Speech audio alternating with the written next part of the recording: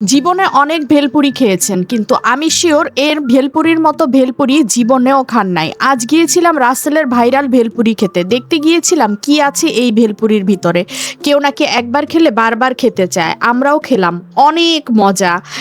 এটা ছিল দামে কম মানে ভালো ডিল। প্রতি প্লেট ৪টা বেলপুরি, আনলিমিটেড টক মিষ্টি, মাত্র ২০ টাকা। আমার মনে হয় আসল জাদু ওর টক মিষ্টিটা, টকটাতেই। প্রতিবার খাওয়ার পরে মনে হবে আবার একটা খাই। আপনারা যদি খেতে চান রাসেলের মজার ভেলপুরি, তাহলে আপনাদের চলে আসতে হবে উত্তরা ১৪ নম্বর সেক্টরের ১২ নম্বর রোডে, জোহরা মার্কেটের ঠিক পাশেই। না খেলে পস্তাবেন।